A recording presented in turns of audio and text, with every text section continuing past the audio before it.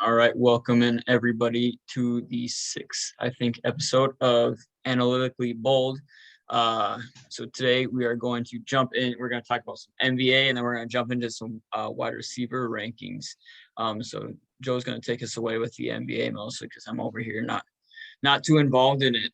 So yeah, I know that Jared's not a huge NBA guy, but Kevin Durant completely flipped the sports world on its head yesterday, because a couple of years ago, Kevin Durant was a free agent and Anthony Davis got traded and Kyrie was a free agent. The amount of player movement 3 years ago, the summer of 2019, the year before the bubble, year before the world ended, was probably the craziest and most consequential offseason in NBA history. I don't think there was ever a larger number of all-star, all-NBA, MVP caliber players who were still in their prime move teams. I want to say there were, like, depending on what you consider a star, there are probably like 15 star level players who changed teams.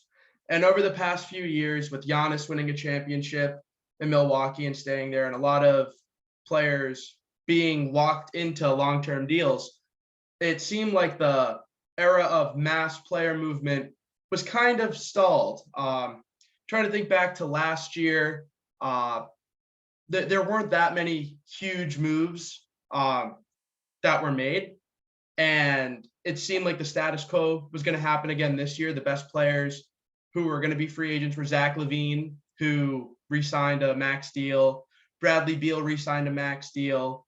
And it seemed like this offseason there would be some teams jockeying for position. My Celtics just traded for Malcolm Brogdon. Fine player, but not a star.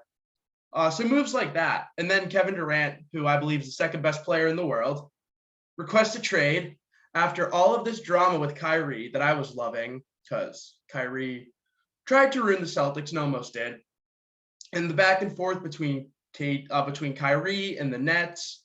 So for those who don't know, Kyrie Irving had 1 year left on his contract, which was a player option. He wanted the Nets to commit to him on a 5-year max contract. Kyrie, being just a terrible person, the most unreliable player, just crazy, wacky, never mind injury prone, but just completely unreliable, always causing problems for every team he's been with, was not worth that headache and that commitment. So they were going through a PR battle, and the Nets straight up said, we don't care if we lose Kevin Durant. We're not going to give in and give you 5 years, $240 million. So then Kyrie Irving begrudgingly opts in to his 1-year deal, thinking that the Nets are going to stay together for at least 1 more year. And then all of a sudden, KD requests a trade. And he has Miami and Phoenix. Those are the 2 teams that have been reported as preferred destinations. But Kevin Durant has 4 years left on his contract, no player options. He does not have a no trade clause. So this is really uncharted territory. And I know that non-NBA fans, and Jared, tell me if you agree, from someone who's not a huge NBA fan, that you look at these guys and get annoyed that they could pretty much request a trade out of anywhere they want. They can say, oh, you're going to trade me, I will only go to these places. And this is really the extreme of that. If he puts his foot down and says, no, I will only go to XYZ team. yeah, I mean, and the NBA really seems like the only league that you see that in so often. NFL, you'll see, I mean, people request and stuff like that, but it's really, you don't see players be like, yeah, you have to send me to this team. That just doesn't happen. In the MLB, it's the same thing. Players stuff like that doesn't happen. And NHL, it absolutely never happens there.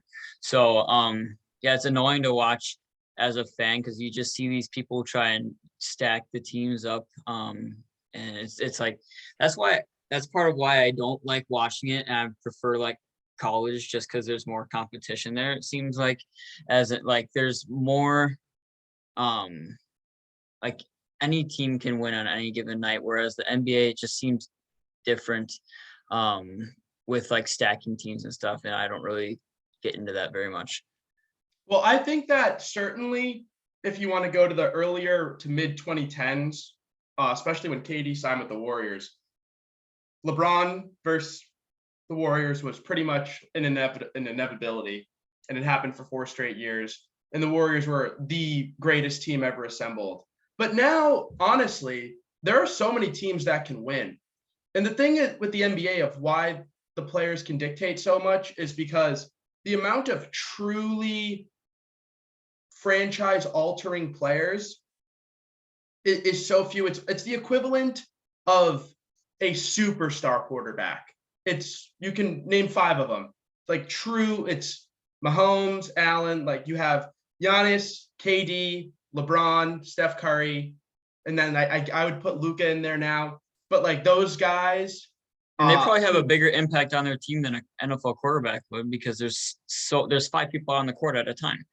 And so exactly. it's a lot. I feel like they got a lot more influence on the game than obviously quarterback's most important position in football. But there's also 22 or 21 other people that are playing that you need to contribute. Whereas it's one guy and then you got 4 other people have to contribute. And also the NBA has a max contract structure. So a player, and there are different, I'm not going to go nerd out on like every single scale of max contract based on service time and all NBA distinction. But for the most part, your salary is essentially the same. So there can be no bidding war where an all-star, a great player goes on the free agent market and a team can give him the most amount of money. There's a max contract that you're allowed to get, which is why market carries so much weight in the NBA, because it's not like a team, Minnesota. I mean, sorry, but Minnesota, for example, can go and say, hey, like, we've been managing our cap really well. We'll give you $60 million a year, whatever. Like, no, you can only offer the max contract available. So that's why market matters so much. But I see, I'm in a group chat in my fantasy baseball league. There are some Heat fans, and they're like, oh, he wants to go to Miami. Like, so like they're going to have to trade him there. And a few years ago, the Celtics were heavily interested in Anthony Davis, and he wanted to go to the Lakers. And he was pretty much saying the only team I will go to is the Lakers. And his agent, Rich Paul, said he might get traded there, but he's not re-signing. He will be signing with the Los Angeles Lakers next year. So it's one thing when you have a guy who's in the last year of his deal saying that, and the team's like, okay, I'm not going to trade Jaylen Brown or Jason Tatum and 3 first-round picks for a guy who's going to leave. Kevin Durant has 4 years left, and it's not like he did anything for the Nets. He went there, but it was just abject dysfunction for his entire tenure. When he and Kyrie went there, they made them sign DeAndre Jordan to a 4-year deal, who is a bad NBA player. Made him sign him to a 4-year, $48 million deal. They had the coach fired, Kenny Atkinson, who's a great coach, because he wanted to play Jarrett Allen, who ended up being a borderline all-star level player, because they wanted their boy to start, DeAndre Jordan. So Kevin Durant did nothing for the Nets. It was complete dysfunction. And it's going to be interesting to see how the Nets handled it, because the fact that the Nets drew the line in the sand with Kyrie and through extension to KD, saying that we don't care. We are not going to let you fuck with us anymore. That's it. So I think they offered him like a 2-year deal with an option, but we're not going to do this again, because Kyrie was literally saying, I look forward to running this team. They had Steve Nash hired because Kyrie straight up said, I want a coach who's not going to coach. And it's just, I'm trying to think out loud of possible destinations for Kevin Durant, but it's really uncharted territory. And I hope that the Nets don't give in and just send him to Miami or Phoenix for a subpar package, because that just sets such a bad precedent. Yeah, I remember when when Kyrie and KD and then DeAndre Jordan ended up there, and DeAndre Jordan posted on social media something about the big three, and everyone's like, there's two good players in that picture. And I always thought that that was really funny just because, I mean, he thought that he was like a part of the cream of the crop in the NBA at that time. Well, you know the meme, it's like the dragons and it's like two of them look intimidating. It's like, yeah. And that was the joke back then. But Kyrie, and the thing is, I have not seen a player fall off so much in terms of value around the league while still playing arguably the best basketball of his career at the age of 29. Because stars who have fallen off, you see guys like Russell Westbrook, who are got like, now he's going to be 34, but rely on athleticism. And as he gets older, like bad tendencies. So like you could see like decline there, obviously.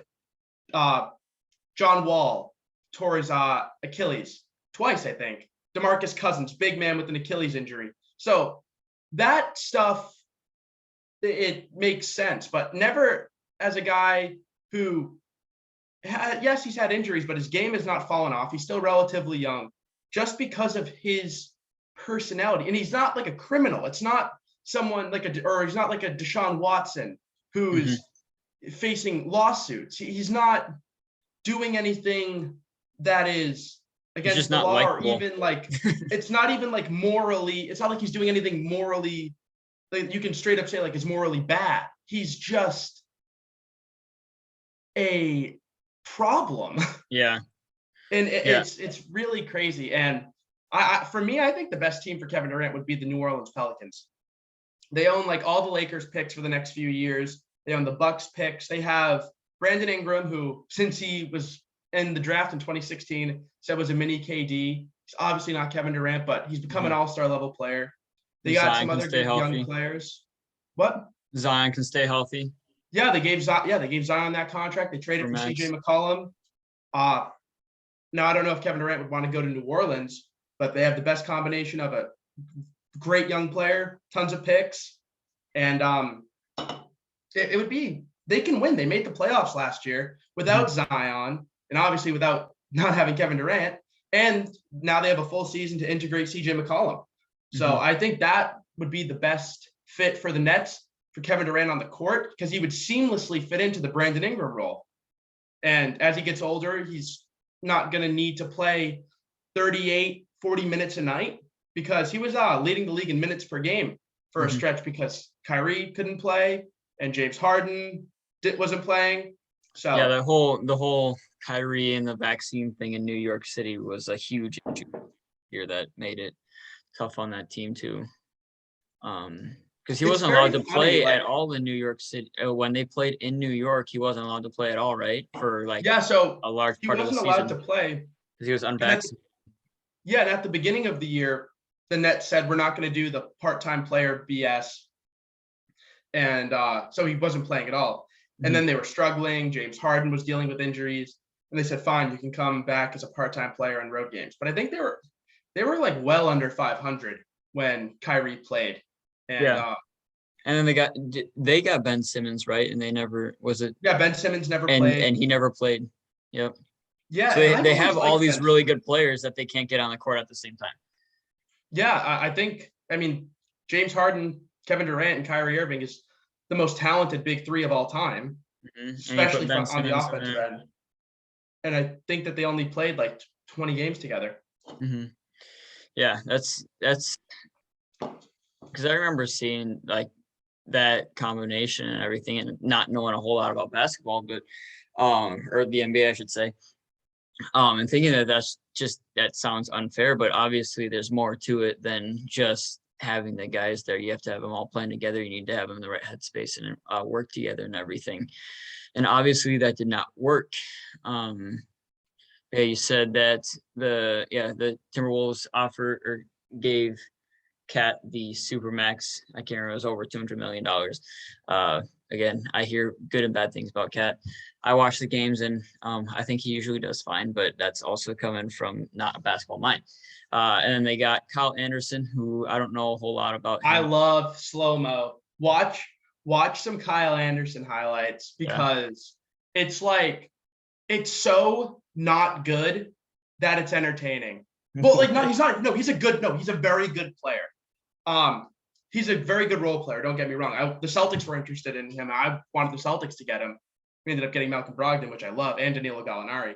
But he's like his nickname is Slow Mo, and he's just very slow. It's like it's kind of I'm trying like a receiver or someone who or like a quarterback. Like if Tom Brady or Kirk is running and like they're going so slow that like the defense gets too eager, or like a changeup. Like you just can't like stay back on it. And like he'll do these Euro steps, and these guys are so fast they're flying. Like he won't try, like he'll just go so like. And but he's a great defender. He can shoot threes. He was on the Spurs when they won some championships. So he's a great culture guy. Nice. And then in terms of Cat, I'll just say I used to be a huge Cat fan. Now I think he's been in the league long enough and he's been on some talented teams. Not crazy about him in the sense where I think like 4 or 5 years ago, they did a survey of NBA GMs. Said if you were to start a team with any player, who would it be? And Carl Anthony Towns got the most votes. And he's not that level guy. He never became that level guy. But he's still a top 20, 25 player, and you got to give him the max. Especially like even in Boston, because Boston doesn't draw many free agents. But especially in a place like Minnesota, you got to give him the max. It's a cost of doing business. What are you going to do? Lose him for nothing? Piss him off? Yep. You got him. You got Edwards. See what you can do. Yeah, I'm hoping that they can put something together this year. I know a lot of people were complaining about their draft pick and everything, which I mean that's Minnesota fans for you though. They'll complain about anything. They'll win a Super Bowl and they'll complain about it somehow. So it doesn't. I try not to go off that. I'll go off like the actual people who know what they're talking about and what they say. But yeah, I don't know if you got anything else on the NBA. I obviously don't have anything else. I just want to touch on some Timberwolves stuff, but that's all I really got for that. No, I mean I could talk about this forever, but it really brings like a major philosophical question and a real changing of the guard with the league, because you had the big three era started with the Celtics, then LeBron going to Miami, and teams just trying to accumulate stars, especially when Kevin Durant was in Golden State. And the idea of every team was, we just need to get the most star players because it's our only chance because this Golden State team's so good. And now a team like Phoenix, who a couple years ago, I mean, they were one of the worst teams in the league consistently. They went on like a little run in the bubble, but still like, and that was it. But who would have thought them adding 36-year-old Chris Paul would make them a finals team? Yeah. But it did. And that's why, or Drew Holiday was the piece to put the Bucks over the top and get them a championship. And so it's not, I think we're going to see now, it's not necessarily going to be all about like this star doing this. Like, of course, Kevin Durant can and will change the balance of power in the league. But I think that player movement is coming, it's coming less common. And I think what the Nets do is going to set a major precedent, depending on where they ship Kevin Durant, because they still have a lot of leverage. And Kevin Durant, no matter what, he doesn't strike me as a hard-headed guy. He loves basketball. He wants to play. He's not going to sit out for years, because that would amount to retiring. He's 34. So I think that they're going to find a compromise. They're not going to send him to a place like Utah or like a place that he does not want to go. But I don't think they're going to be like, oh yeah, so we're not going to just send you to Miami or Phoenix. Like we'll work with you, but you got to expand your list. So that's all I got to say. Celtics look great too. Ton of depth. All right. And one last thing, you said that KD is the second best player in the NBA. Who's the best player in the NBA? Giannis is the best. That's why I figured that's where you're going with it, but I was just curious. Okay, so we've been running with lists of rankings by position group. So we did quarterback, 2 weeks ago, or maybe a little bit more than 2 weeks ago. Running backs last week. So this week we're gonna hop into the wide receivers receivers. So we did a little bit different. I did just wide receivers, and Joe included also tight ends, which are receivers. They catch the ball and rack up yards. But so just keep that in mind as we're going through this, because things might be a little bit different than what you might expect based on that. So I'll start it off here. We're going by groups, not by individuals. So looking at the groups as a whole on teams. So I'll start off. My number 10 is the top 10 list. I'm going to go with the 49ers. And I would have had the 49ers probably a little bit higher if Deebo Samuel didn't throw a fit about his whole role of having to run the ball as well, because I think that's what makes him so good and so dangerous, is having that dual threat. Other than that, I mean, him and Brandon Ayuk are really similar to me in that they're not like the guys who are going to be running the deep routes all the time and stuff. Like, they're not at the level of guys like Mike Evans or someone like that. And then after that, I mean, they got Jawan Jennings, who's okay, but he's their third guy. And so, yeah, that's who I got at number 10 there. Yeah.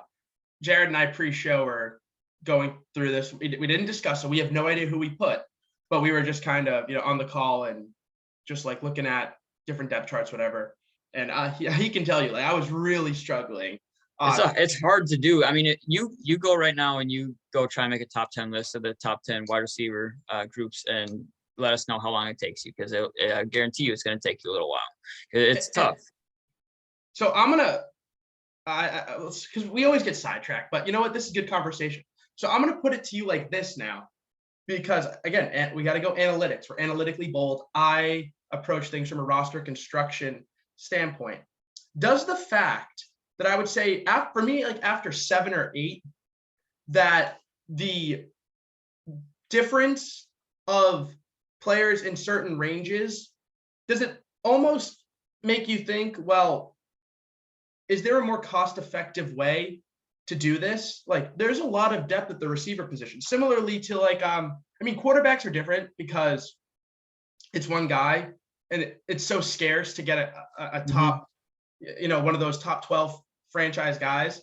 But at different positions, finding that tier, like the break of the tier, and be like, okay, is there a more efficient way to do this? Because I think that that's going to be the next frontier of analytics, is saying, okay, where can we reach this threshold, and what is the most cost-effective way? Can I put together the 13th best receiving group in football for a total of, let's say, $40 million versus like the 8th for like 70 million? Yeah, I mean, you look at it kind of like running backs. It's not quite as extreme as running backs, where you really shouldn't pay running backs. There's maybe 2 or 3 running backs that you could justify paying a decent amount. And even then, it's hard to do that. Whereas the wide receivers, there's a handful of wide receivers where they absolutely deserve a lot of money, because they are so far ahead of everyone else to where they could get paid quite a bit. But then you're seeing like people like Christian Kirk, who's getting paid a ton of money. Like, things like that do not make sense.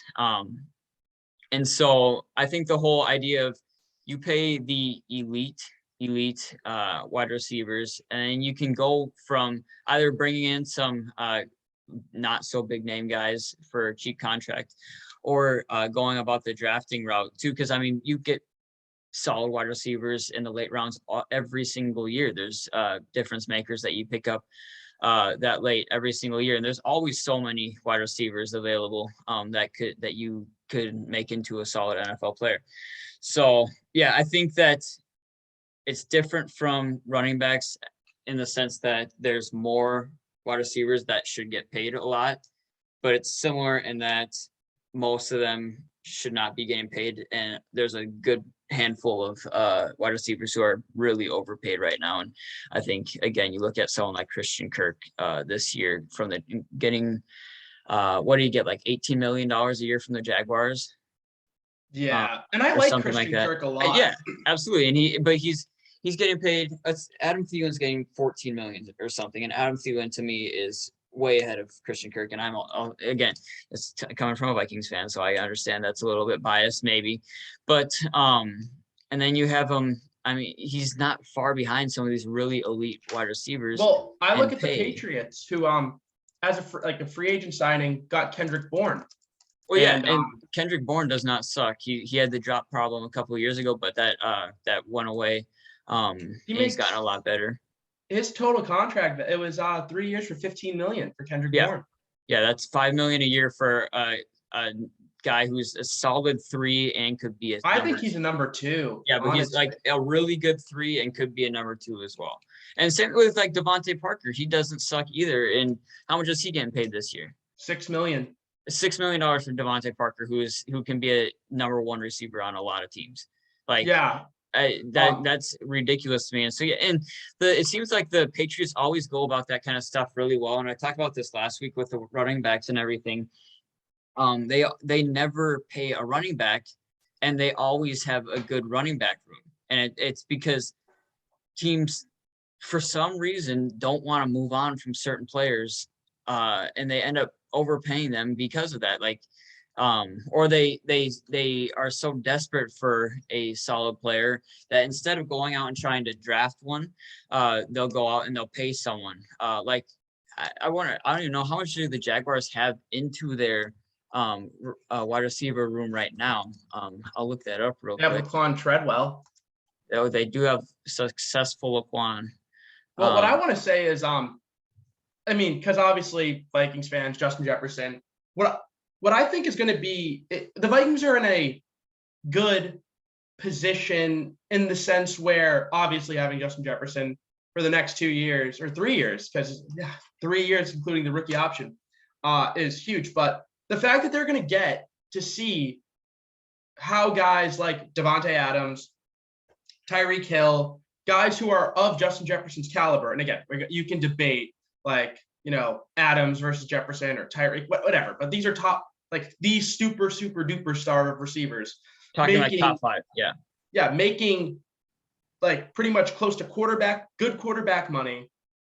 And seeing, okay, well, what difference does this make? Because you have Devontae Adams leaving, in my opinion, best quarterback in football, going to Derek Carr, who is a very good quarterback. Again, I think Kirk's better, but like going to a guy who's not a scrub. I think it's different with Tyreek going from Mahomes to Tua, but you get to see this. And if you're the Vikings, if Devontae Adams is really good, but he's not, let's just say he's like just a little bit worse than he was in Green Bay, but it does not elevate the Raiders defense. And then same thing with Miami and whatever. Like, does that make you reconsider things? Like, because I think that will tell you so much about the value of receivers, especially at that dollar value. Yeah. So that's huge. And yeah, so I'm looking at the old Jaguars. Yeah, the Jaguars, they got $7.5 million going to Christian Kirk. They got and Christian Kirk, his I'll look at his contract real quick, but his contract, they're gonna push stuff down the line. So you see, yeah, so this year, $7.5 million on Christian Kirk. Next year, $21.5 million. Then they have a potential out with $10 million of dead cap after that. And the next 2 years are also $21.5 million. So you have, okay, you got this year, okay, you're giving him $7.5 million. That's more than fair for him. And the cap hit, but then you have next year because they pushed everything down the line so that this year could be $7.5 million. This is just bad roster management, which does not make sense because they're not going to compete this year. So why are you trying to make it so that your team has more cap space to work with this year when you're not going to make the playoffs this year? Okay, you're probably going to be a top 10, especially in the AFC. And then I'm looking at Sheriff's contract as well. He's got a $7 million cap hit. Like they did the whole base year thing. Actually, Sheriff's contract's not. I mean, the cap hits 20 million next year, but then they got an out, 5 million dead cap. But it's like, well, that's the thing. They put outs in there, but it's, why are you bringing this player in? Because at this point, you're paying them just to be there because you're not going to win. You're not winning anything with them right now. And you're not winning anything with them next year. You're going to need a couple of years at least until you're gonna be worth anything in this league. With when you So look I at the understand where Jaguars. they're coming from in a sense. So here's me trying to give them the benefit of the doubt, which is hard because they're just, between drafting Trayvon Walker, number one, like all of this bullshit. But just kind of looking at all of this, I think they're saying, because essentially, like, take whatever the actual, like, the total value is, just look at like the guaranteed money. And like Brandon Sheriff essentially signed for a 2-year, $30 million deal. Which is fine. Like that's, and what I think that they're thinking is, you know what, we're not going to be good this year, but Trevor Lawrence is so important. We want to put the best team around him possible. And we don't care about overpaying because you're right. We're not going to compete this year. We have this money to spend. So we're going to do short-term deals because these deals might look long, but they're shorter-term deals. And, $5 million dead cap hit, you spread that out over 2 years, like that's really like nothing. So you bring these guys in and you at least get a legitimate evaluation of Trevor Lawrence. We put him with the real coach. We get, listen, Christian Kirk's not great, but it's better than having Laquan Treadwell being like your number 2 receiver last year. Like you put good NFL players around him with a decent coach, and you get to at least say, you know what, we're not completely jetsing this guy. We're not like ruining this young prodigy. Yeah, I think that's the only way that you can possibly like look at it and like justify it, because and then they have Evan Ingram on almost $9 million too. It's like Evan Ingram caught 6 touchdowns in his first year, and then he's caught 10 in the last 4. I actually like the Evan Ingram deal. It's only a 1-year deal. Yeah, that's the only thing I was looking at. And it is, you're like you said, it's a 1-year deal, and that's what only makes it make sense is what you're talking about. Sign in Jacksonville? Like, who's going to sign in Jacksonville anyway? Like, it's not a glamour market, especially with the whole Urban Meyer stuff. Like, players talk, and I know he's gone, but there's still a stink there. We'll see. Like, again, I'm going to trust the process, but again, this kind of goes to the rookie quarterback fallacy, because in many cases, having a rookie quarterback, even if they end up being good, it rarely actually helps too much. Like think about when teams like get to take advantage of the rookie contract, because it's not teams that tank. Teams that get the value on the rookie contracts are teams like the Chiefs, who identify Patrick Mahomes and trade up and happen to hit on him. Or like Seattle getting Russell Wilson in the 3rd round. It's very rarely do you have a situation like with Joe Burrow where the team magically got better and they get to take advantage of it. Yeah, and when the teams, and like you're saying, Joe Burrow, that's an exception. But yeah, like you're saying, the teams who end up with these quarterbacks are the ones who trade up, or they're just really bad to where they're not going to be able to take advantage of the rookie contract, like the Jaguars. The Jaguars aren't going to be able to take care of the rookie contract. They're not going to be in a position to compete in the next 3 years. And so there's a reason that they're picking that high. And like you said with the Patrick Mahomes thing, that's a really good example. Like there are so many things that need to go right, because even at the top of the draft, the success rate of the quarterback, it's still like 1 in 3 at best. And that's like not just becoming like Patrick Mahomes level. Like, not to make this about Kirk, but like to be better than Kirk, which to me, like better than Kirk is like, that top level. To be equivalent to Kirk, I'd say you have like a 1 in 5 chance, and to have like a good starter is like 1 in 3. So it's like, but even if you say like I could take a little downgrade because the salary is so cheap, you have a 1 in 3 chance of the quarterback just being worth anything pretty much. Then you have to have him be good within 5 years. And then you also have to be able to build the team around him, because spending in free agency is not what makes these teams great. It's drafting well and then supplementing with free agency. Very rarely does a team become great through free agency. Yep. Well, and again, like this is like a pick on the Jaguars fest here, but the Jaguars, our team is a team who they'll save up and they'll have a bunch of cap space. They'll go out a season or an off season, and they'll drop a bunch of money, and then they'll have all these guys who are expensive, and they've been good on their other teams, but then they have a bunch of holes that are unfilled because they can't afford to do it. and they end up not being good.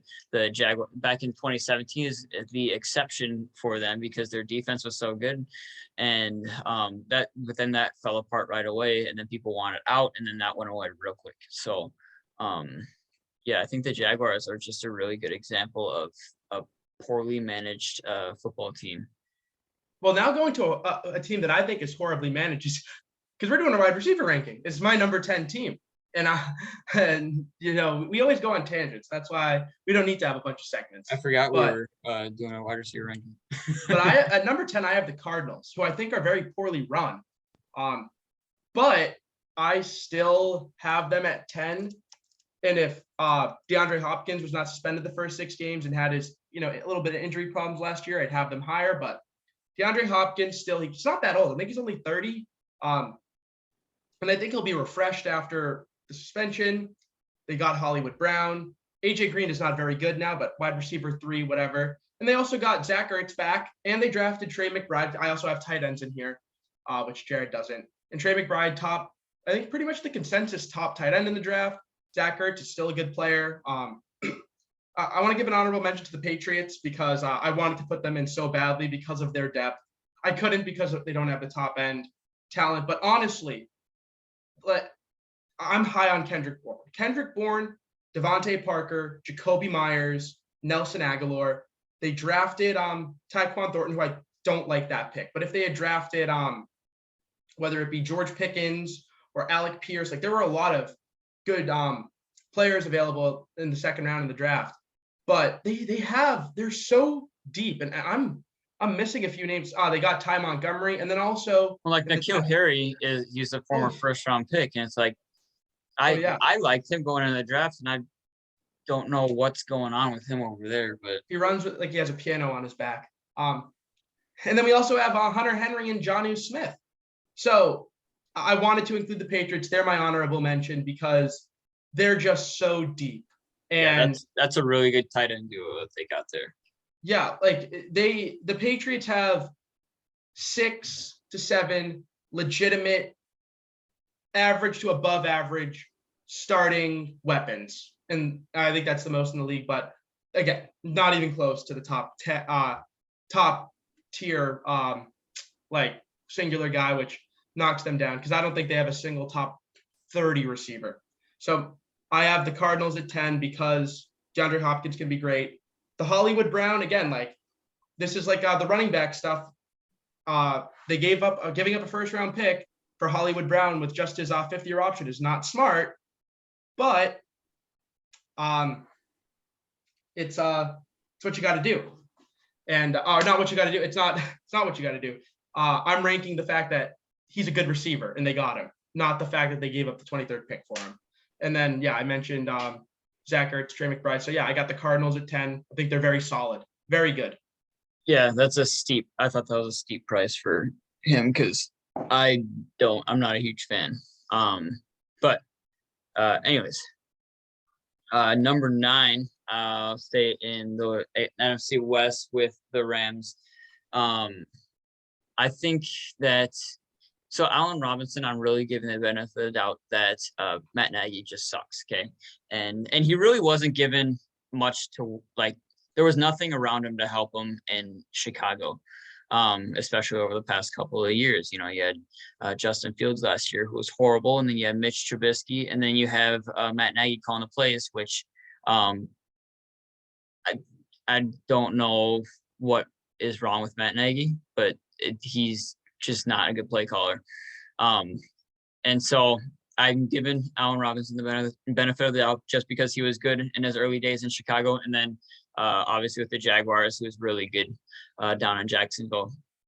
Van Jefferson really burst on the scene last year, played really, really well last year as I'd say their 3rd wide receiver. And then Cooper Kupp is Cooper Kupp, get the ball in his hands, let him do his thing. He touches the ball a whole lot and it works for them. So that's who I have at 9. They might have been able to go a little bit higher, but again, with the Allen Robinson thing, a little bit questionable, but I'm going to go with right now that it's Matt Nagy's fault. Yeah, and he was also battling injuries. And you got to think about the quarterbacks he's had throwing to him. throughout his career. And Like I'm not, Bortles, and then yeah, Mitch Trubisky and Justin Fields. I mean, yeah.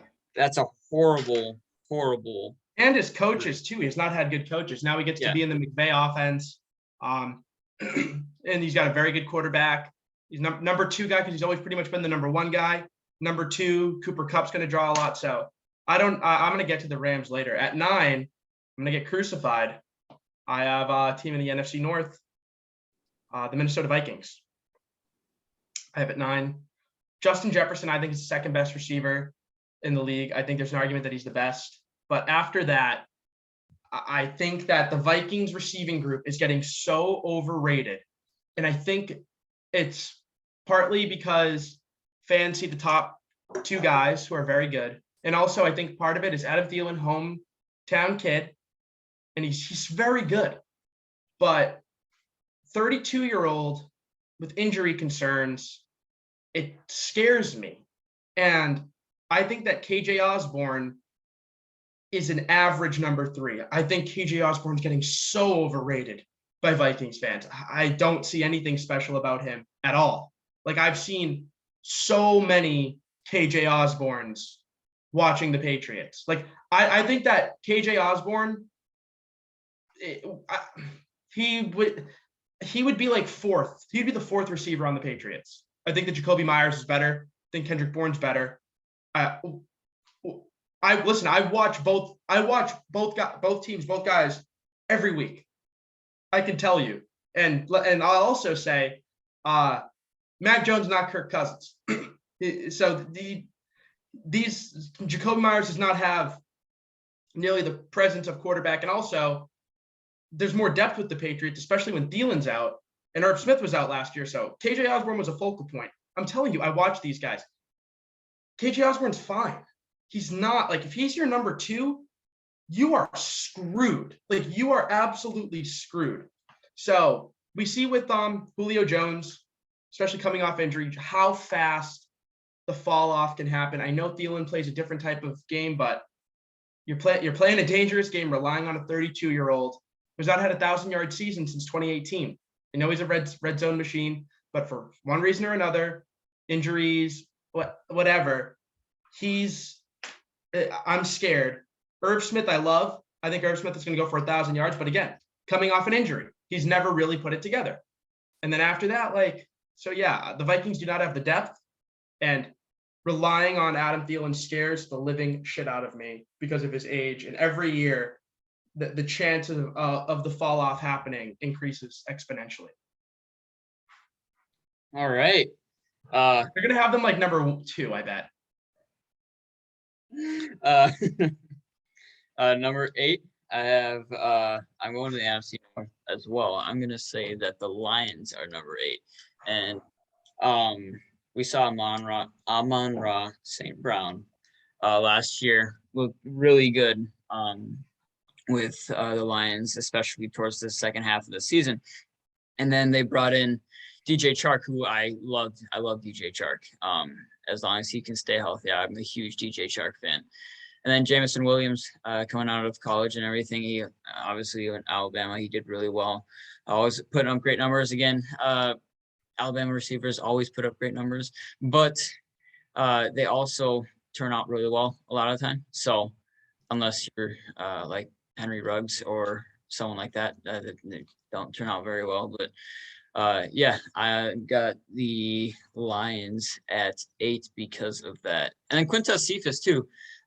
He doesn't suck, and he's a big guy. So it'll be interesting to see how they play with all those new receivers in their room.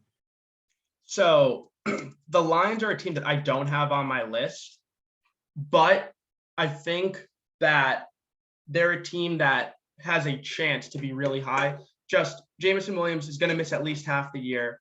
And also DJ Chark I love DJ Chark. Don't get me wrong. I'm right with you there. And I think that's one of the best value contracts, 1 year, $10 million. But there's just too much uncertainty there.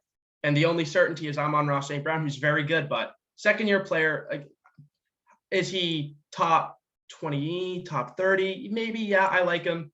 But I think at this time next year, Jameson Williams is who I think he can be. DJ Chark comes back. You also have TJ Hawkinson for me, like including the tight ends. So I think like next year that they could definitely be top 10, but right now I just can't go there because of the uncertainty. My number 8 is the Buffalo Bills. They got Stephon Diggs, who Vikings fans. I was on Vikings Twitter at the time, but I always thought Stephon Diggs was a little bit overrated. I always thought Thielen was better actually than Stephon Diggs. I like him a lot, but I feel like Stephon Diggs disappears sometimes. Yeah. Yep, absolutely.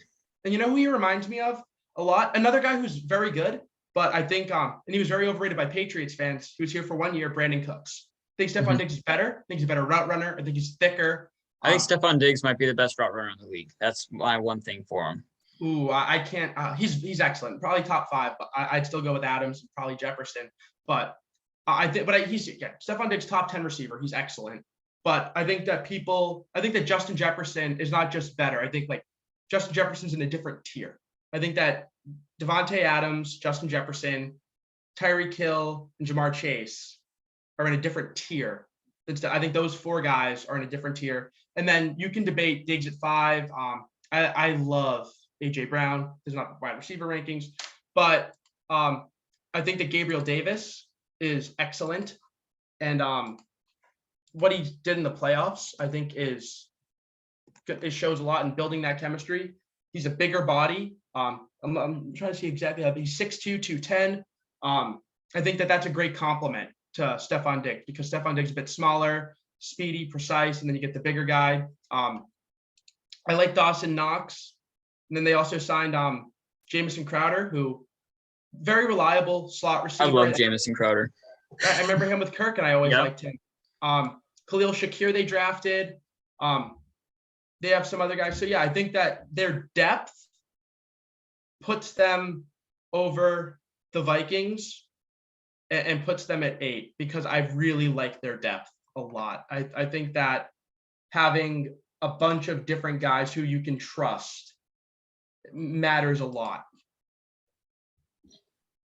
All right. Okay. At 7, you mentioned we're one of them a little bit. I put the Eagles at 7, and it's really because their top 2 guys are so good.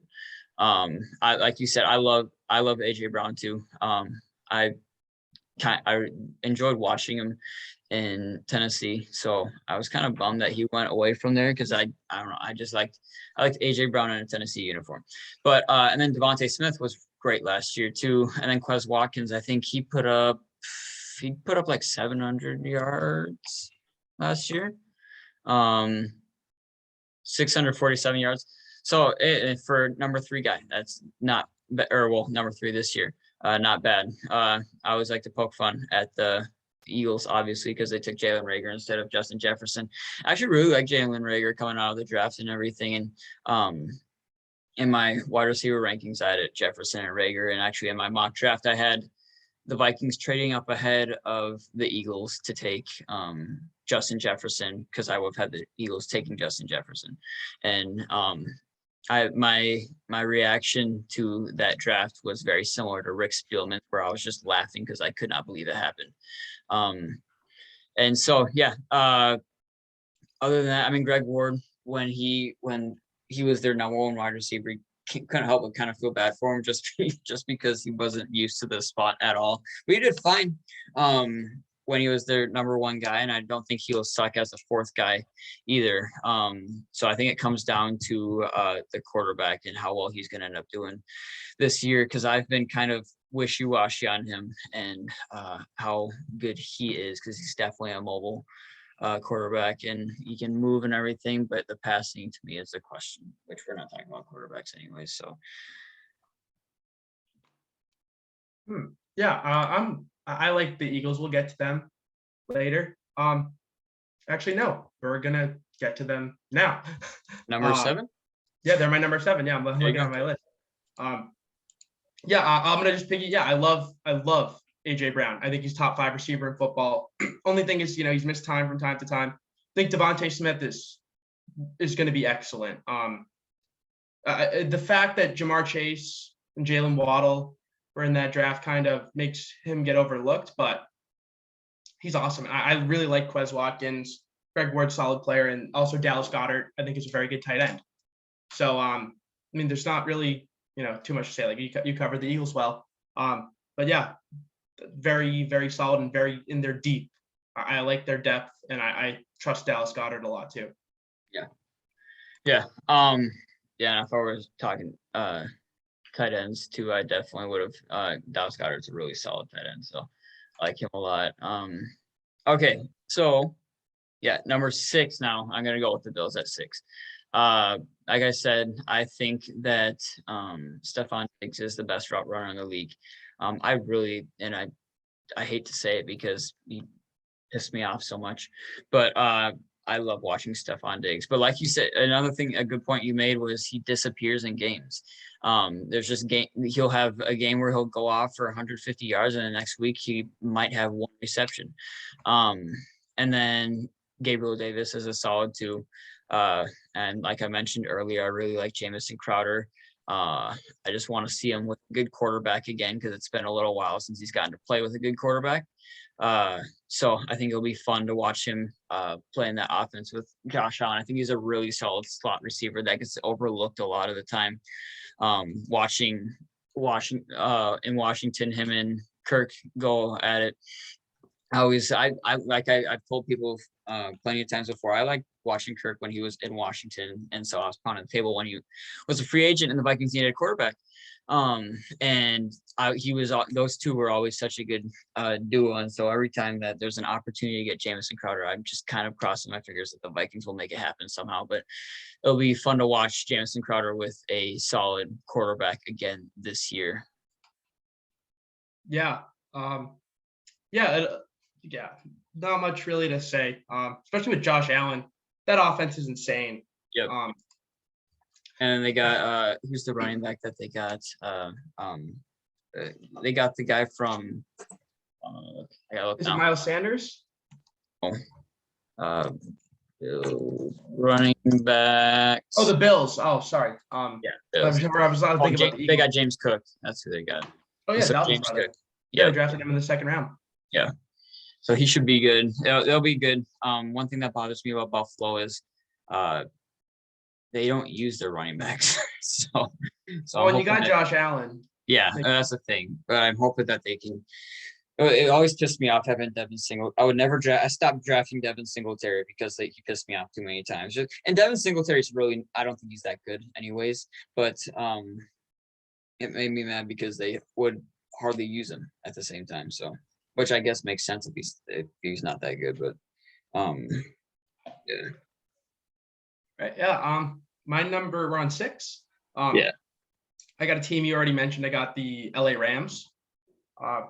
Cooper Kupp is awesome, top tier receiver, and Allen Robinson. I'm high on. We talked about him a bit. He just played with garbage quarterbacks, and he's not played under great coaches. I think going in the McVay system, I think he's gonna play really well, and I'm very high on Van Jefferson. I think as a deep threat, that kind of like a vertical slot, I think is really, really interesting. And Tyler Higbee's a very good tight end. And they got some like other interesting depth pieces. They got Tutu Atwell. I love Tutu Atwell. Yeah. He was one of my first guys last year that I did a draft profile, and I absolutely love that guy. Yeah, I like him as well. I was going through recent like draft logs and whatever, and I think that he's going to be good. So yeah, I think that they're deep. I think that they're very good. They got, again, the top end star. They have a guy who I think is a borderline number 1. Like, I'm not going to let last year with injuries and just the dysfunction and garbage that is Chicago going to shatter my opinion of Allen Robinson, who's been a top 15 receiver in this league for the past 4 or 5 years. So yeah, I got the Rams at 6. All right, I'm gonna do a last minute flip flop my 4 and 5 because I'm thinking. I actually did that. I had the Rams a bit higher earlier, and now I'm like, so yeah, I actually did that as well. I'm gonna flip flop my 4 and 5. So I'm gonna put the Cowboys at 5. So they have a solid 1 and 2 and 3. I mean, James Washington is he was just stuck behind guys really up in Pittsburgh. But I don't think he's too bad. And he's only in his third year too. So there's still plenty of time to work with him. CeeDee Lamb and Michael Gallup are both really solid wide receivers. Michael Gallup kind of came out of nowhere, seemingly. I mean, not a whole lot of people knew him, and then he just showed up and he was playing really well. And then CeeDee Lamb, everyone knew him coming out of college. He's a really good wide receiver. But I switched things because after those three, there's not a whole lot going on. They got TJ Vasher, who he went to Texas Tech, I think. I watched him in college. And I did a profile on him. Did they get Jalen Tolbert? Huh? Jalen Tolbert? I'm talking about TJ Vasher, but they do have Jalen Tolbert, yeah. But yeah, TJ Vasher, I don't think is bad, but he's also, it's weird with guys in college because you watch them and they seem like they're pretty good, and then they just can't adjust to the NFL, and evidently that's something that's happened with him thus far. So yeah, that's where I got the Cowboys at 5. Wow, I don't have them there, and I'm super high on CeeDee Lamb, but Michael Gallup coming off an ACL, and then after that, like they're too top heavy, and their 1 and 2 aren't good enough to make my top 10. So 5, I'm curious, like, is this because you're really high on CeeDee Lamb? Is this like what puts them above a team like the Rams, for example, who have Cooper Kupp and Allen Robinson? Like, do you think that CeeDee Lamb and Michael Gallup are a better duo than Kupp and Robinson? I like that duo better. And again, like the whole, like I said before, the benefit of the doubt going to Allen Robinson and him not putting up the numbers like he has in the past, over the past few years. That's just something that kind of made me question Allen Robinson there. But again, trying to give him kind of the benefit of the doubt, which is why I put them up there. Yeah, that's And then James Washington, again, like I think he was stuck behind people up in Pittsburgh and everything. And then Big Ben wasn't who he used to be in his 2 years, the 2 years that James Washington was there. And so I think a fresh start, and because he was good with Oklahoma State, and so I think a fresh start, getting more attention and having a better quarterback throwing to him should be helpful for him. And I'm interested to see how well he does there. But yeah, I mean, again, they are top heavy. They got no one after those first 3. So hopefully, like someone like Jalen Tolbert will come up for Ty Freifogel doesn't suck either. So, or he didn't suck in college.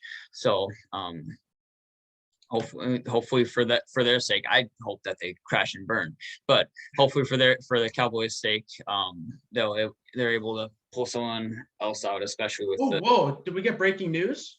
What's that? Did the Wolves get Rudy Gobert? Hold on, I got to see who, because I see something about the T-Wolves in my group chat. Let's see. Timberwolves got Rudy Gobert. Wow. What did they trade? They sent Malik Beasley, Pat Bev, Walker Kessler. So they sent their first-round pick from last week, Jared Vanderbilt, and multiple first-round picks for Rudy Gobert. What? Okay. This is interesting. And D'Angelo Russell is still there. So they got 4 people in D'Lo, Ant, Cat, and Rudy Gobert, and their 5th would probably be like probably not Taurean Prince either. Well, maybe Taurean Prince. Who would be their 5th? Let me go to. Wow. Huh. We're a breaking news pod. I'm a huge Rudy Gobert guy, and I think that this is the thing is with how many first round picks? Yeah. Is the question. Said multiple. And another big question is, what are the protections on them? That's huge. That's just so like Malik Beasley and Jared Vanderbilt came out last year, and I know a lot of people thought he played really well last year, and he's got a really cool name. I like him. I love Rudy Gobert. It's just in the playoffs, he's already had issues. And how is that going to work? On the offensive end, Karl Anthony Towns is just essentially a stretch big. But on the defensive end, how much does this actually help Karl Anthony Towns because you're going to try to hide him on stretch fours, but neither guy can really defend the perimeter. This is as someone who doesn't know a whole lot on the NBA or anything, it seems like a whole lot to give up. Huh. Yeah, wow. I mean, you're essentially giving up because Walker Kessler was their first round pick last week. So you're Yeah, but that essentially was like giving a up mid-first. you're giving up at least 3 first round picks, essentially. Yeah.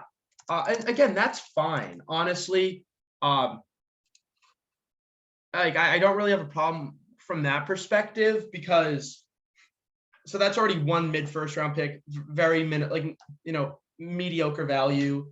You got if you're gonna make the playoffs and be good again, like this is just I really don't know what They're getting.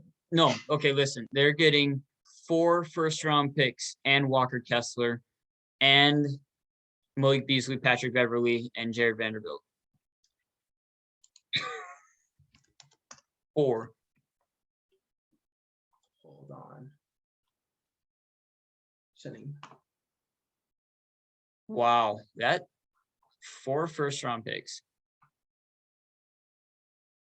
And I know that NBA first rounders, their value is different from like NFL, but like that's still wow. So I would say like here I'm gonna actually make a chart on this. It's like off the top of my head, but I'll do that's my new data project.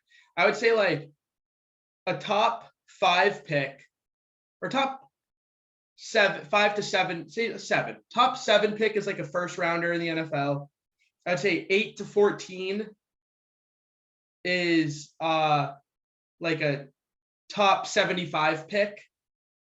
15 to like 22 is like a 4th, late 3rd, 4th. Back half of the like 23 to 28 is like a 4th, 5th, and then anything on day 2 it's like 6th and 7th rounders. That's the equivalent. So if these picks are in the teens, which is where I think they will be, because I think the Timberwolves are going to be good. I don't think they're going to. Yeah, they should be at least borderline playoffs for. Yeah, I think you guys will be a playoff team. So like you're talking, picks between 15 to 20. So that would be like giving up, let's just say over the course, like, a few seconds and thirds you're giving up. They're also getting Leandro Bolmaro. I don't know who that is. Marlowe? No, it's Leandro Bolmaro. Leandro Bolmaro. Oh yeah, he's like a Brazilian guy. Okay. So that's also going to the Jazz. Oh, to the Jazz. Yeah, I guess that's what Woj said. That is. Again, Yeah, it depends but again, with first round picks, you got to see the protections, like like how protections work, protected. Right? Yeah, yep. But the thing with protected picks is that eventually like they can convert to like they usually just convert to second rounders. Here you go. They're sending their 2023, 25, 27 unprotected and top 5 protected 29 pick. That's not good. That's a bad deal. You're sending unprotected picks in the future. Yep, only one of them is top 5 protected. The rest are unprotected. So by 2027, Rudy Gobert, who is a over 7-footer, who has virtually no offensive game, you're going to be in salary cap hell if you end up keeping all these guys. Anthony Edwards. Yeah, because Ant's going to have to get paid. Yeah, and I mean, Anthony Edwards in 2 years is going to be making $40 million a year. He'll probably get a super max. Yeah, so that's $40 million a year for like the rookie extension. Cat's making like $45 million. Gobert's making around 40. Okay, you get rid of D'Lo, but still, you have no recourses to rebuild your team. No offense, but you're not a team that, like, for example, like the Celtics. We got Danilo Gallinari to come on a discount because we just made the finals, and like, Boston's a city where like a lot of guys. It's not LA or Miami, but guys aren't going to ring chase and sign for the vet minimum to go to Minnesota to play with Gobert. Like, So you're not a team that, or like obviously the Lakers and the Heat, who get all the veterans to ring chase at the end. So, and you're not going to have picks to build around them. So there's a situation where in 2025 and 2027, this is not. Yeah, I like Gobert, but that's steep. Yeah, I'm interested. I'm looking forward to reading opinions from people on this. One of my friends, Quinn, doesn't seem very happy about it. I'll have to message him and see what he thinks. Wow. That it's always exciting for me because I don't care. I really don't. But like now I could watch a Wolves game and be like, wow, there's this guy who I know has been good, and I can see him in a Timberwolves uniform. So I get like I don't care that much, but it's interesting. You guys are very interesting because I can't think of a pairing like this in such a long time, because you had Anthony Davis and DeMarcus Cousins, but those were two like powerhouse scorers who could shoot. Yeah. You have one of those guys in Cat, but then you have a guy who's just strictly defense. But how does this work defensively? Yeah, I don't know what I can't comment on. This is so my friend says I have no words right now. This is shocking. We gave up so much. Yeah. And this is a guy who knows his NBA and he's a diehard Timberwolves fan. If I were a Timberwolves fan, I would not be happy, because I think you guys needed to make a move, and I think Gobert's a top 20 player. But fit is mattering so much. Like, this is a move that, remember, like we were talking a little while ago about if you just want to accumulate talent, you just want to get the most top 30 players, regardless of fit. Well, now fit really matters. And I think that they're thinking that Cat is a liability on defense. He's soft, he gets pushed around. We're going to get a great defensive center. But the league's shifting to more perimeter play. And Gobert is a rim protector, but now you're going to have to, like, if you're playing a team like the Warriors. The Warriors, yep. And you can't hide Cat on someone, or like a team like Boston, like, because you have Gobert in the paint, but it's like Jason Tatum's a Celtics starting power forward. Good luck to who, like, and then if you don't necessarily match up position for position, but you're gonna put him on like Malcolm Brogdon, just like going through like down the list of teams that are good. You got like, now you got teams where like there are no real weaknesses on offense, so you can hide a guy, and they're gonna put Cat on skates. And Gobert has been exposed in the playoffs every year. Yeah. So he also said we're going to be very good, but holy cow, that was a lot. Or was that? So you know what this is? You know what this is a move for? The regular season. This is a regular season move. Okay. Rudy Gobert is a great regular season player. Rudy Gobert is great where, you're not scheming to play teams in the NBA, like, because you're playing so much. It's not like football where you have a game plan for the week, you're traveling. Rudy Gobert is a great player for that. But in the playoffs, when you can devise a system and a scheme to attack him and exploit things, and it's not good. But this is Minnesota, new GM, saying, you know what, we made the playoffs last year. Very similar to a rookie quarterback on a contract, having Anthony Edwards being as good as he is on this contract, take advantage of it. We're going to get a star who's under contract. And I think that the Timberwolves will win 45 plus games next year, make the playoffs. But once you get in the playoffs, I don't think it's going to be pretty. Someone here said the Timberwolves, again, I don't know how true this would be. The Timberwolves will have a 50-win floor for the next 5+ years, but I am sad with a question mark. Like, well, obviously, people have developed a love for especially Patrick Beverly, and everyone loves Jared Vanderbilt too. And so obviously the whole sentimental value thing is making people a little bit upset. But from what I've heard, it's a lot to give up, but it's they're in win now mode. I think what they're thinking is they've got Ant on the cheap contract right now. They've got D'Lo there right now. They just signed Cat to that huge contract, and so they got to bring in someone else to, I don't know. That's just from my not NBA mind. They're just trying to win right now. Raul Neto to the Cavs. Say that again? Raul Neto to the Cavs. I have no idea who that is. Backup point guard. Okay. Do we want to just bang through? Let's just bang out the rest of this top five. Yeah, let's not. We're going long now. Yeah. Okay, so I just went. I said good. my Cowboys at 5. Did you say your 5? No, I got said the Cowboys. Dolphins. Okay, Dolphins 5. Yeah, Tyreek Hill, Waddle. Also got Gesicki, signed Cedric Wilson. Super good. Super good. All right, 4, I got the Buccaneers. Those top 2 guys are so good, and then their depth is a lot better, which is why I swapped Cowboys and Buccaneers. Yeah, I have the Buccaneers at 4 as well. If they had Gronk back, and they also believe lost OJ Howard to Buffalo. They still got Brate, who I think is good. I think Russell Gage is damn good too. Scotty Miller, Tyler Johnson. Yeah, obviously good. 3. Let's see. Oh, we're not going to go because you already. We're not going to agree on 3. We'll agree on 1 because you already said 3. I said the Dolphins at 3.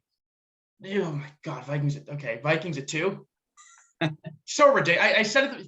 So biased. So fucking ridiculous. How can you look at Tyreek Hill, Jalen Waddle, Cedric Wilson, Mike Gesicki?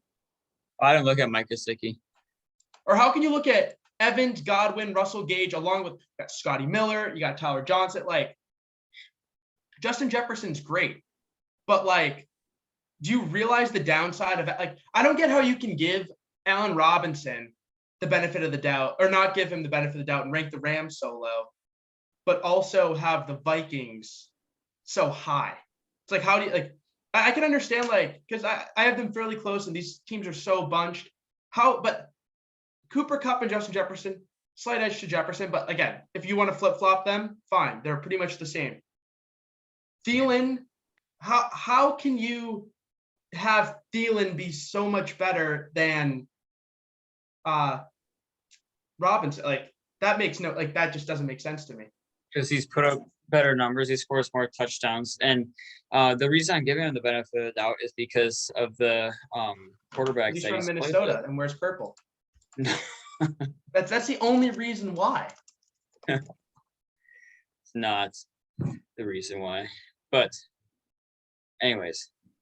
Let me see this. Because Adam Thielen had a 1,000-yard season in 4 years. He also, how many touchdowns does he have in the past 2 years? Okay, he's a red zone threat.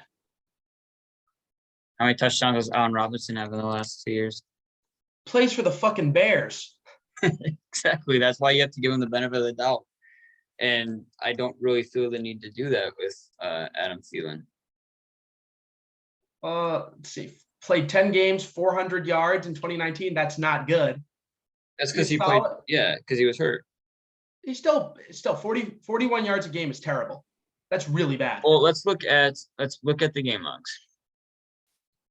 Because I know one of them he wasn't in there long at all. The Kansas City one. Yeah, because I was at the Kansas City game. Yeah, he played 9 snaps. So he really played 8 games.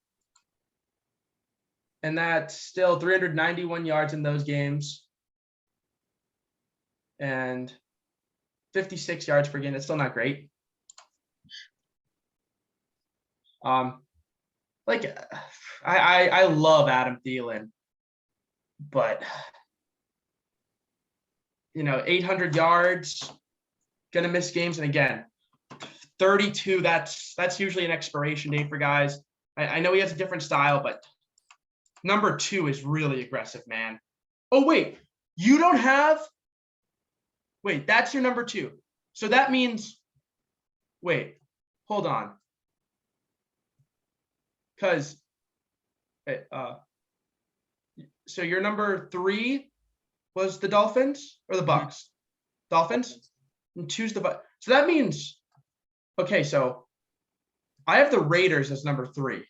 You don't have the Raiders. No, I don't like Hunter Renfrow. Bro, what the? I mean, I also included tight end, so Darren Waller. Yeah, well, okay. If I include tight ends, that absolutely they'd be a lot higher because Darren Waller's one of the 3 best in the league. But so I got them at 3. But either way, how can you have Vikings at 2 and not have the Raiders in your top 5 or top 10? Top 10. That makes no. Because I think that they only have one worthwhile wide receiver. So you think Hunter Renfrow is not even a number 2? Like on his team or what? Like you don't think Hunter Renfrow put up 1,000 yards, 9 touchdowns because you love touchdowns, and 103 catches. Yeah, he just takes the short routes. I'm not a fan of Hunter Renfrow. He's good after the catch. Oh my god, that is wild! Wow, I got the Raiders at 3, and I got the 49ers at 2 because Debo is awesome. George Kittle is the best tight end in football. Brandon Ayuk's a stud. So I like Jawan Jennings. And they got Ray McLeod. So yeah. And then number 1, drum roll, please, Cincinnati. Yep. Yeah. Wow. Yeah. So this is probably then the most heated disagreement we've had because quarterbacks, we were literally just like boom, boom, boom, boom, boom. And then running back, it's harder with one, especially with the wide receivers, like we were saying before. There's like it's hard. The wide receivers are hard to do. The running backs were harder, but or not harder than this, but harder than the quarterbacks. But wide receivers were tough because you have so many teams who, like, absolutely, there's a case you can make for a lot of teams to be top 10. Yeah. I think we went long, so let's see questions.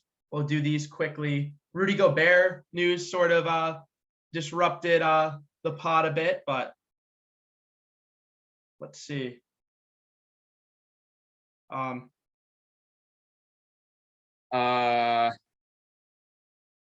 see what question. Okay, who is better based on their careers, Mike Evans or Devontae Adams? Yeah, this guy I like. Chance Jones, he was evil. He used to have Spinosa in his name. Then he was Evil Rasta. Now he's Maga Rasta. Okay. He pushes an agenda that Mike Evans is the top 5 receiver. I just don't get that. Devontae Adams. Yeah. This is college football, so like future just says. I got something to say real quick. I do not want the Big Ten to be this big. The Big Ten, I think the Big Ten is already a little bit too big, and there's teams in here who should not be in there. So what? Okay, so because you can't really see this unless you go and look on Twitter. So this person's got future Big Ten. There's 4 different divisions. So it's the West with USC, UCLA, Oregon, Washington, Arizona, and Stanford. Midwest, Utah. Why is Utah in the Midwest? Colorado, Kansas, Nebraska, Iowa, Minnesota. Mid-East, Wisconsin. Okay, see, now you lost me already because Minnesota and Wisconsin aren't in the same one. You have Kansas in the Big Ten. They do not belong in the Big Ten. You're splitting up all of these where you have Ohio State and Michigan and Penn State. So you have Ohio State not in the same one as Michigan and Penn State. This person, whoever put this together, I'm sorry, this is horrible. You are destroying the Big Ten by doing this. So basically what they have what do they have? 20 teams here in the Big Ten. There's already Rutgers and Maryland need to get out of the Big Ten already. There's too many teams, and this just does not make sense. I'm sorry. That's my 2 cents. 24 teams in the Big Ten. There's 24 in this scenario. 6. Yeah, there is 24. 24 teams in the Big Ten. There's 14 right now, and I think that's too many. I think there's 14. And then you're splitting up all of these rivalries, like Wisconsin and Minnesota, one of the biggest, it's the most historical rivalry in college football. It goes dates back further. It is. It is okay. The oldest Michigan rivalry. And Ohio State. It is the oldest rivalry, and it is, I believe it's tied right now, or Wisconsin is ahead by 1. It's the oldest rivalry in Okay, all but of if college you were to football. poll people throughout the world or country, and you said, okay, Michigan versus Ohio State or Minnesota versus Wisconsin, I think. Well, yeah, because they're better. It doesn't make it less historic. It dates back further. I mean, factually, if you want to go oldest, but like historic, history-filled moments, and I'm pretty sure it's either tied or Wisconsin is ahead by 1. So yeah. Anyways, and then you have Ohio State now on the same one as Michigan. And you don't have Ohio State with Penn State. It doesn't make sense. Terrible. Why don't you just add the SEC into this and the ACC? Yeah, I mean, why don't we just make one big Pac-12 thing at this point? At this point, why do you not? Why not just make it so it's just like, you know, because they have like the bowl now. I'm not a huge college football game, but like you have like the FCS championship or FBS championship. Sorry. You have so you have like the whatever. Just make it so all the best teams play, and there's no there's no conferences anymore. I would hate that. Just do it like just do it like rank. I would hate that more than you can possibly imagine. I think that they need to expand the playoffs, but I don't even want USC and UCLA shouldn't be in the Big Ten. The Big Ten should stay as it. If anything, Big Ten should lose 2 teams. Like I said, Maryland, Rutgers need to go. But there's no reason that there should be more teams coming in. They should USC join the and ACC. Like it doesn't make sense. Or just keep the Pac-12 going. And I know it's all about the money because the colleges, their football or their sports in general, the vast majority of their money comes from the TV deals, and the Big Ten makes more money than everyone else except for the SEC. So that's why that they're coming here. But I don't think I think they're ruining it. I think they're making it worse. No, I mean, putting Kansas in the Big Ten is just horrible. That's just mean. Like that. And then we got, I think, one last question about, does Mac Jones have enough? Essentially, absolutely.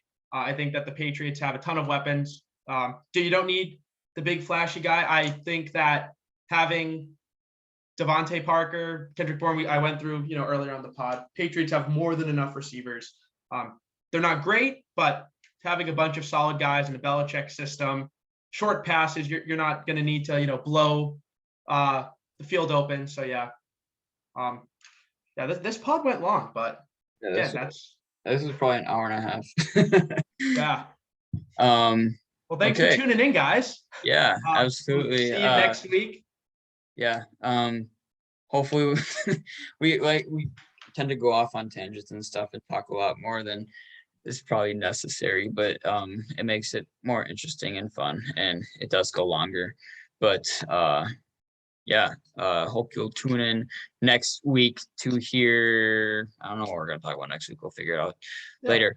But yeah, you can find me on Twitter at Jared Bars NFL. You can find Joe at Real Joe Spinosa, and you can find the podcast at Analytically Bold, because they won't let us do Analytically Bold. So yeah, thank you all for watching or listening, and we'll see you next week.